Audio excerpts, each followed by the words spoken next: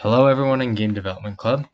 Today we're going to be making from scratch a 2D platformer game where you can move left and right and you can jump. And later in the video we're going to show you how you can make something very like Geometry Dash if you're interested in that. So let's begin because yeah, let's begin. So just follow along to this, and here I create a new 2D project, and you can see this in my scene. Nothing really special. Sorry, there's a cat in the background. Just ignore that. And here, this is our inspector, so we could see how basically everything looks. You can change the X position, or even the Y position. I'm just clicking here and I'm dragging. You can change it manually too, of course. But let's begin by getting a player into this world. And don't forget to hit Control S a lot, or just right click here and hit save.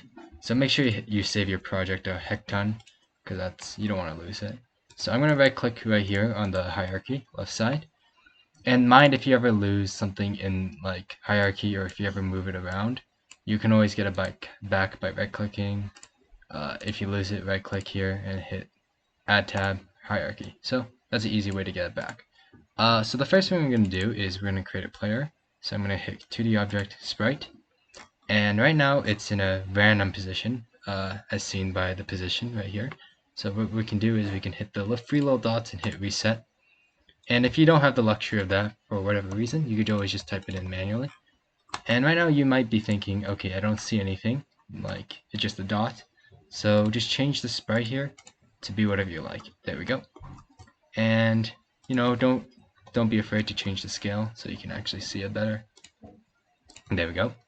So I'm going to save the game, rename this to player, always good organization, and then hit play.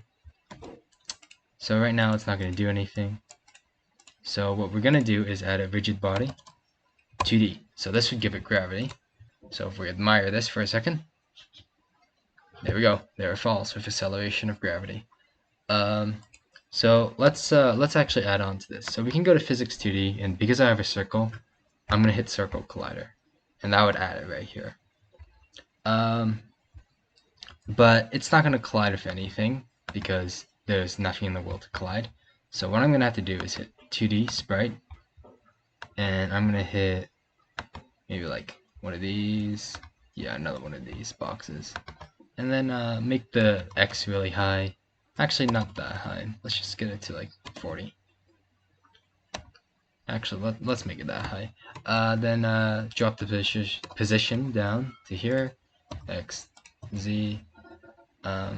And then we can start by adding the box collider right here. So here we go. And wow, it falls and lands on the box collider. So let's actually start programming this heckin' player. So what we can do is we can type our script name, which is movement. That's a fine name. Or we can right click down here and hit C# script. So we're going to call this movement. And then I'm going to double click this to open it. So it's going to open up in your IDE. Ideally, this would be Visual Studio's. Mine's going to look very different from yours because I can't change it because I'm using a different IDE, but it's really no difference. So let's wait for this to open. Okay, there we go. I'm using Visual Studio's code. You guys are just going to be using Visual Studios 2019. And this is how it's going to look like. Okay. This is how it's going to look like to begin with, and it's going to be really confusing. So you can ignore this part, and you can ignore this part, and all you need to know is this one. So void print, what does that mean? So once you put a void start, it will print it only once in here, but in void update, it will print it many times throughout the game. It will just constantly keep printing it. So you can see once I play the game, which has the print statement. You don't need to copy this, by the way. If I hit this play button, then you can see in the console that it will have. Okay, something important I forgot to mention is you have to make sure this thing actually has the script. So you can go down to project and then drag that into here. So now you have it. So now if you actually hit the console, you can see at the very top it only says once, and that's because it's inside the print of void start, so it only happens once. Update, it keeps updating it, so pretty simple. Now we want the player to actually move left and right, so the way you get input is you use input.getAxis, okay, horizontal, and this is case sensitive, by the way, so you have to copy this verbatim, like capital I, no spaces, and make sure you put a semicolon at the end, and make sure you type horizontal correctly. So what this is going to do is going to print our left and right arrow keys. So this would range from the range of -1, which is left, and 1, which is right. So if I press, sorry, let me clear the console first. So I'm pressing nothing right now. If I'm pressing right, you can see it goes to 1.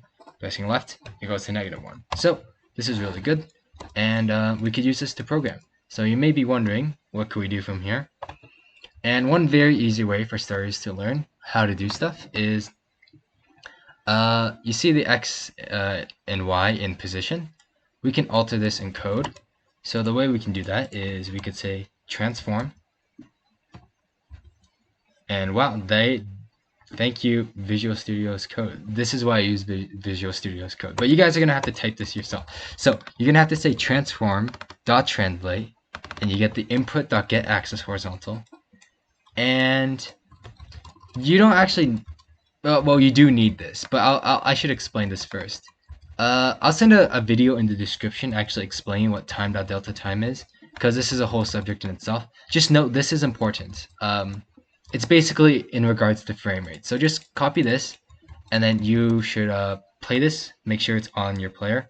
And if you hit the play button, you can see that when I move left and right, I can move it.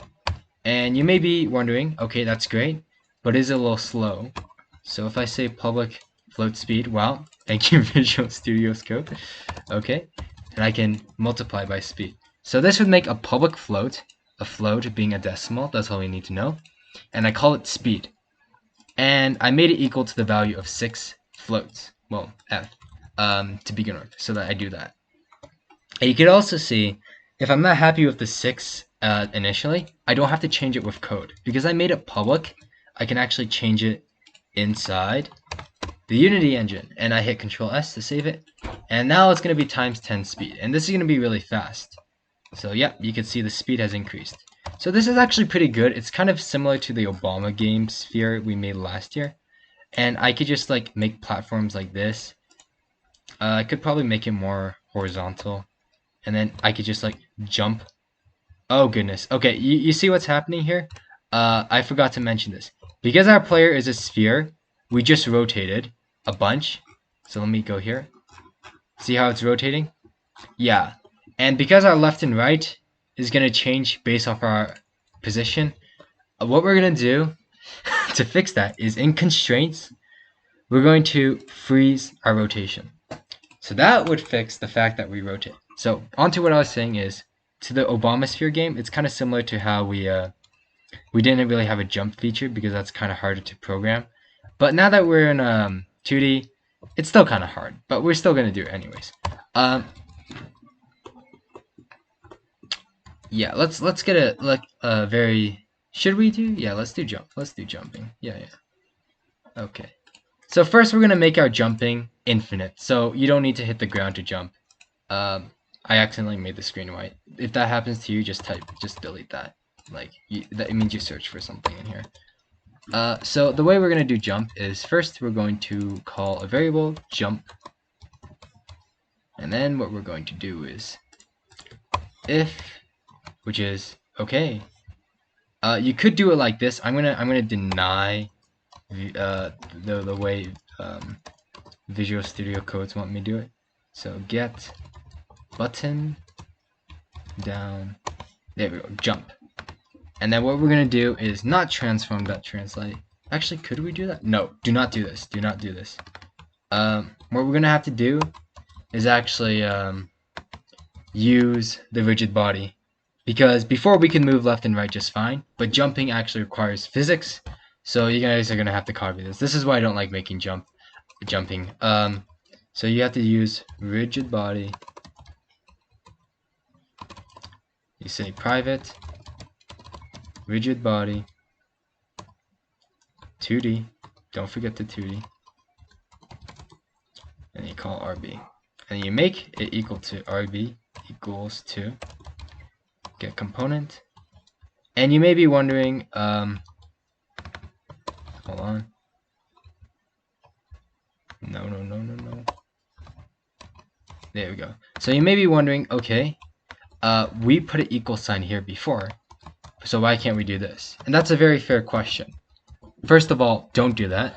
And the reason for you can't do that is because this 6 is a value set in stone. We all know what 6 is, the computer knows what 6 is. But to get component of rigid body, the computer cannot process that instantly, and they need the game to load. So to get the rigid body, we need the object to load within the game. So we need this sphere to actually exist. So when we say this before it actually exists, it's not going to work. So just keep it like this, and let's proceed. So if we get the button to jump, and then what we're going to do is rb.velocity, and then what we're going to do is plus equals to vector.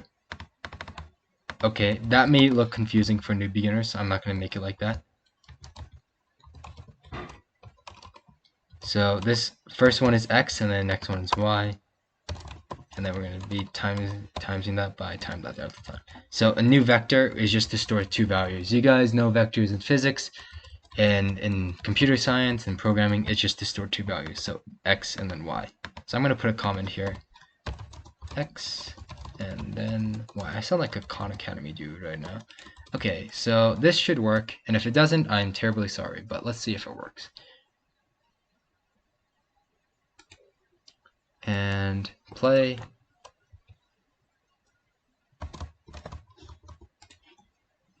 Okay, maybe I make jump equal to 6. Okay, yep.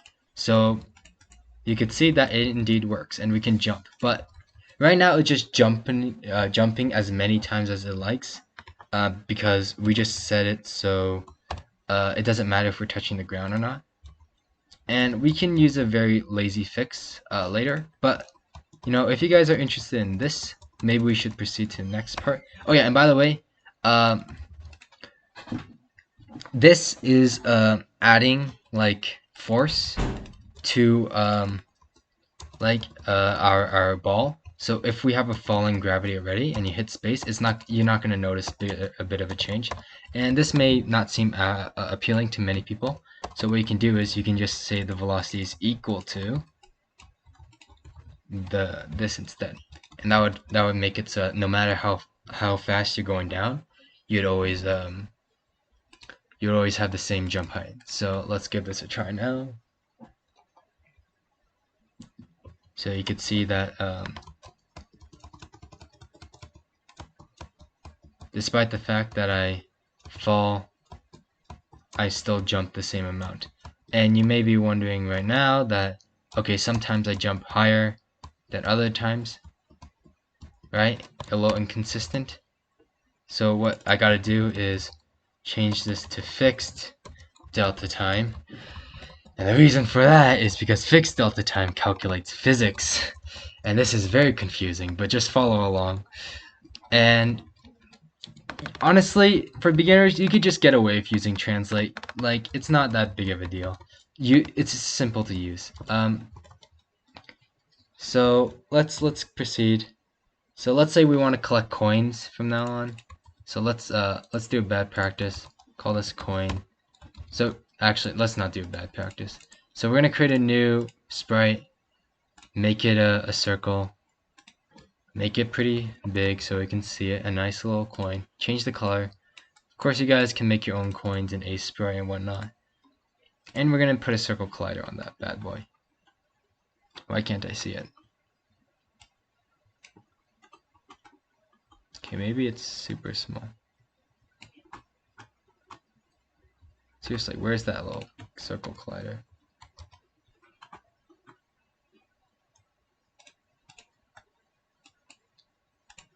Okay, there it is. Oh my goodness. Okay, so it has a circle collider now. And what we're going to do is we're going to add a tag to it. So hit add tag, and then go here, call it coin. Let's make it lowercase. Save that. And now you're gonna have to apply the tag. So what this means is this one's this one's untagged, this one does have a tag, and this allows us to be able to detect what kind of object we're hitting. So just copy along, you don't need to know the code 100%. So on, okay, wow. No.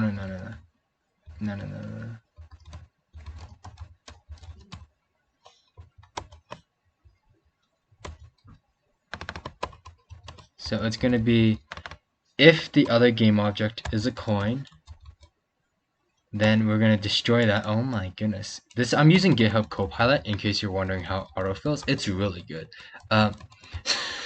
So this is on collision enter 2D, and every time we hit another object and the tag is equal to coin, we're going to destroy the object, because that's good. That's a good idea. And so if we proceed and hit the play button, you can see that that if we hit this guy, if we very slowly went up to him, there we go, it destroyed itself. So that's pretty cool, and that can actually help us with getting our jump to work. So if we put this here and we say ground instead,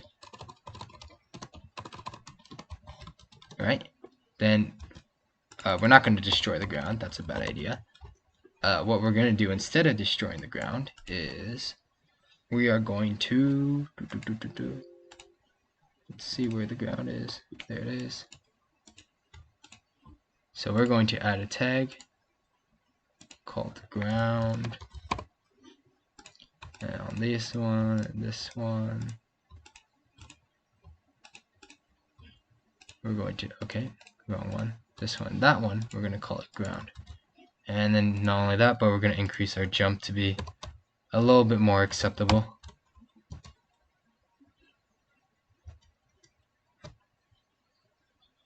So now we can actually jump like a fair amount. And I just realized we actually don't have any code changes that makes us do anything. So we're going to set a boolean private boolean is ground equals false, and then every time we touch the ground is true, and every time we jump becomes false again. Wow, that was actually really nice of Copilot. So yeah, this is how it's gonna work. So now whenever we press the jump, wait, I just realized, and we have to make sure that if we cannot jump, then it is impossible. So there we go. That, save the code and then run it.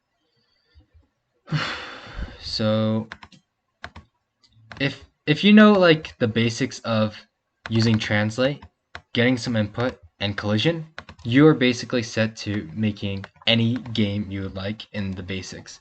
Of course, you will have to get more advanced, but like for starters, this is already a good toolkit. So you can see how I'm pressing space. It's not really doing anything right now. And there we go. See, we got something good. And there are a little lazy and bad things going on with this kind of method. So if you notice, you could see that when you move this all the way here, let's say increase the Y by a lot. Okay, so the box will look like that. So despite where it's located, it would always jump. Like you see, I got my jump back there, despite the fact like I'm not even supposed to be able to. And there is a way to fix that, but let's do that later. For now, let's get the coin stuff to work. You guys have been watching for a while, so we're going to we're gonna get the coin, right? We destroy it. So now we're gonna get scoring points. So we're gonna add a private int called score, and we're gonna make it equal to 0 to start. And every time we get the coin, score is equal to adding 1. And that's pretty simple. I think you all know what that does. So let's move on. Let's add a text.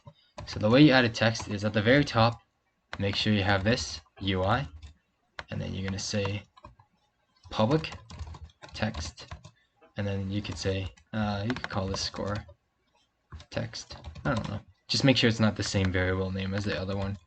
Okay, score text, and we're gonna make it so that score text dot text. Okay, thank you. So yeah, this will be our score, and then we can have if score is greater than whatever we like. So let's say we have 10 coins. Okay, you know, Copilot's recommending something way higher than you guys should ever be looking at. It was looking at like a permanent memory saving, but if the score is greater than 10, then it should print you guys win. And that's a very, very simple game. Like, that's basically the premise of how Obamasphere was made. So, but I'm pretty sure you guys want a bit more than just this, because, well, it gets a little boring. Oh, shoot, I just realized. So, the way we actually create the text, since we already created like in code, is you have to go to UI, right click here, UI, and then hit text. And that would automatically create a canvas, an event system. And you may not see it, it may appear like over here. The reason for is if you look in the game view, but it actually is right there, because the canvas is really big. So what we're going to do is we can reset the canvas, which doesn't do anything, I just realized. And first we're going to change UI scale mode to scale with screen size. So what that would do is, notice the text at the bottom. Let me make it a bit bigger. Okay. As I do this, it would actually get bigger. And the next thing we're going to do is actually set it to the center. So reset that, and that's the center. And you could also align it to that text stuff. And another thing is, set this to overflow, set that to overflow. What that does is, if the size gets too big, notice how the letters disappear. We want it to be able to overflow like that, and that would fix that. So let's set the text to somewhere nice and high. So we could set that up here. I don't know, let's do the top. So hit this button to set it to the top, and then set that to 0. Okay, or not 0, but like there. And then there we go. The reason why we do this, we hit this button, because when we align it like here, it needs to know where the anchor is. So make sure you hit this, set the position to whatever you like. So the position would change based off your anchor. So we want it at the top, and then make sure these are overflow. So that was a lot of stuff to go over in UI. But it is pretty a lot to take in at once for a short time. And then we could drag in text into here. And if we hit play, then what you'll notice is, well, first off, it still says new text, but once we actually collect it, it would change the score to 1. And I just realized we don't have any way of getting more coins. Let me rename this to coin.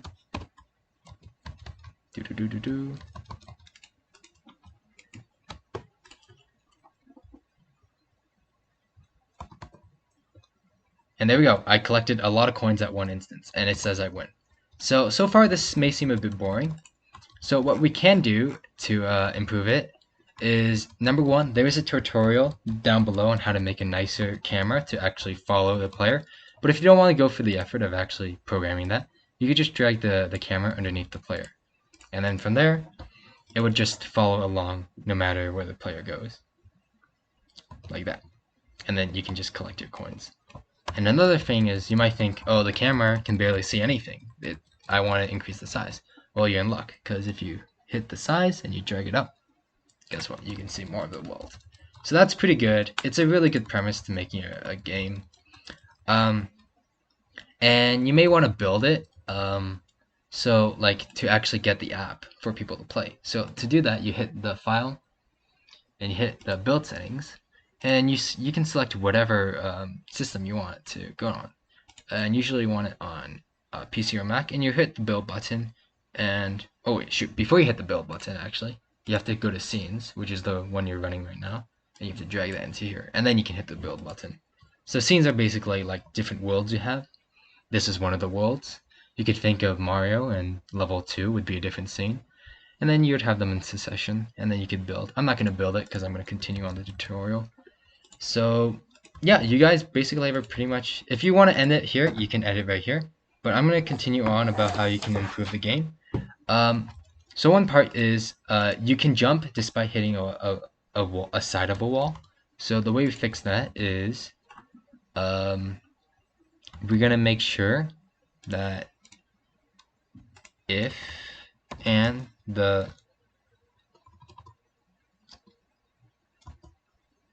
wait, hold on.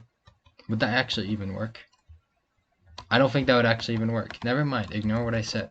Yeah, I think the way you do that is you have to use a line cast. You know what? I'll send an article down below in the description about a line cast. Let me write that down. Line cast, and then the camera thing. Okay, what else? Right. Let me show you guys how to make a Geometry Dash game if you're interested in that. So what we can do is we can create a cube, not a cube, a square.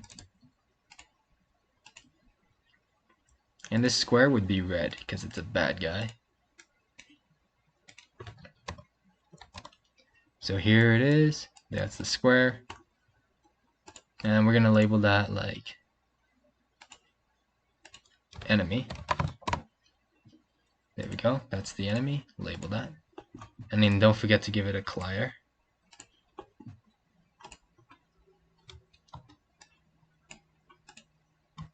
And then you can put them around, I don't know, any way you like. You can basically make any map you want. And then we have our player. So we're going to restrict our script by a lot in the inside here. So with our player, we don't want it to be able to move around like it can before. So the way we're going to do that is transform.translate, and we're just going to remove the option of moving left or right. It's always going to move right. So that's basically an easy way you can change the game. And you can still keep the coins. Like that could be like extra points. But in the end of Geometry Dash, you usually win because you get to the very end. So there's two ways you can get about that. Okay. So the way you can get around winning the game is you can have it, if the distance is greater than this, then it would say you win. And the other way, why the heck does this keep... Wait, where is this even located? Ah, that would explain why the camera can't see it. Okay, so the way you can do that will be done later. So one of the biggest concerns right now, I forgot to mention, is the fact that when we hit the enemy, nothing happens. And that's not good at all. We want there to be a way to lose the game. So you can see that's terrible. Let's fix that. So if other.gameObject is enemy, it shouldn't just say you lose. That's a little inefficient because they could just keep playing. So we're gonna have to use something else called the scene manager.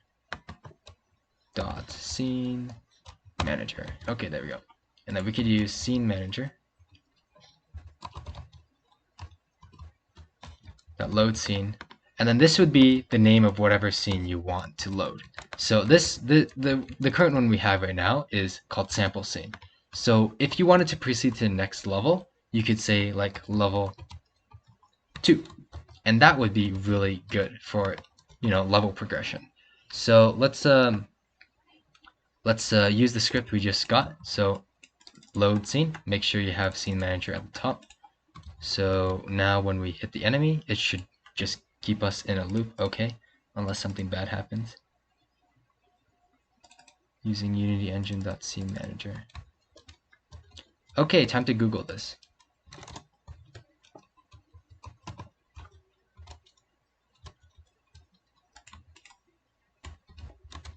I'm so sorry you have to see this.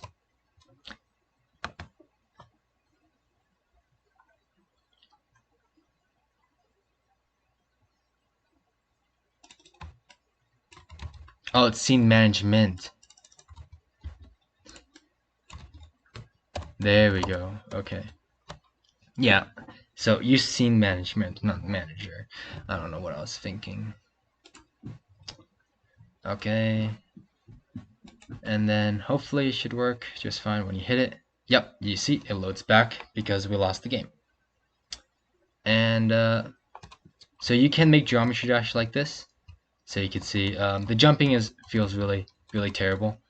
So you probably want to make it not like that. And there's an easy way to fix that. For like there to be more gravity, you can go to Edit, Project Settings, and you go to Physics 2D. You can change gravity by like a lot.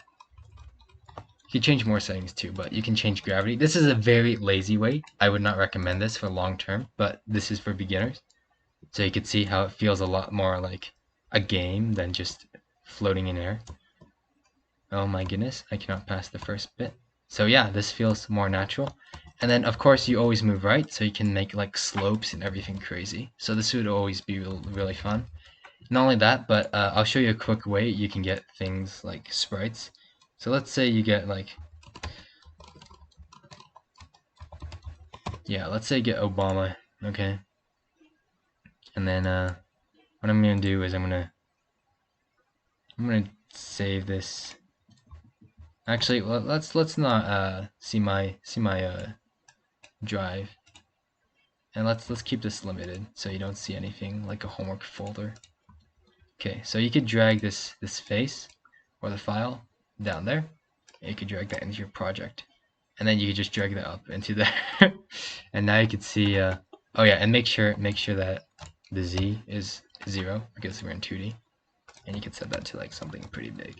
So you can see if this was Geometry Dash, we can have a nice little background, and we could just like follow along. Looks pretty slick. And don't forget, since we are messing with 2D, there are going to be different layers. So we're going to want the player to be in the front layer. So we set that to 2. And now you can see, okay, we have a way. And don't forget, we want the enemies to be at the front too. And you can also make the enemies move, which is a cool idea, I think. So you can have like jumping, moving enemies coming at you. And then you probably want like a way to win the game at this point. So what you can do is like if transform dot position dot x is greater than whatever you want it to be, like 30. You can make this a variable. I'm just being lazy right now. Score text equals you win. And there we go. That's something pretty cool. So I think that is basically how we can get like basic games working, and I think you guys are all set. So thanks for listening to the tutorial, and I expect some pretty cool games to come out of this. So best of luck, and take care. Oh yeah, and if you want to build this one, don't forget to use build settings. So best of luck. Take care.